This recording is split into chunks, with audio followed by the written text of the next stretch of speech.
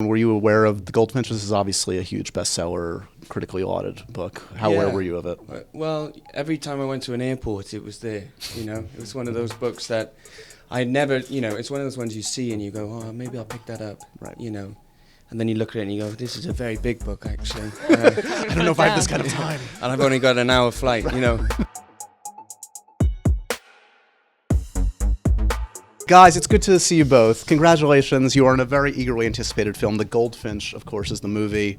A lot of eyeballs on this one, a lot of expectations. I mean, you've been in films and projects with expectations, but does this feel like a little bit of a different set of baggage, et cetera, good or bad with this one? It was definitely the first, dramatic, big, movie I've been in before. Yeah. I've been in horror movies and comedies or whatever, but this was, the first dramatic thing. Yeah. But there's a lot of humor in it too. It's not like it's Right. It's not like it's just sad the whole time. But it's a tragic story. But it's unique opportunity in this one in that you both are playing the same character, different time periods in the film, two different time periods that are throughout the film. Talk to me a little bit about have you guys spent much time together? No. No, we haven't. I mean, we spent half an hour talking in New York for pre-production, and then an hour the next day or something. Not even. I mean, I don't think we even talked about the job. No, we didn't. It was just about just about what we'd done in the past. You talk about this being kind of new territory for you. Was it kind of tough to kind of figure out kind of the first departure for you? Were you looking for something that was much different than it in Stranger Things? How did this one come around? I mean, it's the polar opposite yeah, of those couldn't be more two things. different.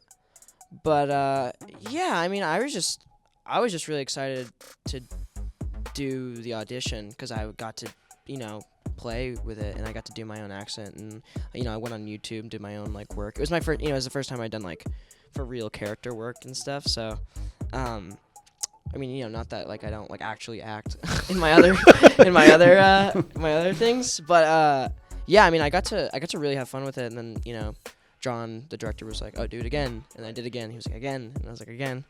I went to LA again, and then I met Oaks, and yeah, so it was and I also heard about the project for a year, 2 years before that. So it's been around for a while. Yeah, it's one of those that people have been wanting to see on this. It's a tough one to adapt. Obviously, it's not the typical kind of coming of age story. Why do you think people connect with this material so well? What do you think is going to separate this from?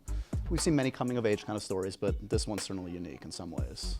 But I think we're especially actually connected to two of our characters. They're loners. And I think everyone at some point in their life goes through a bit of loneliness or is a bit lost and is trying to find their way through life. Right. So when you have a story like the Goldfinch with the characters who are all trying to find their place within the worlds that they live in, I think people just generally do connect with that because it's something that we all struggle with on a day-to-day basis.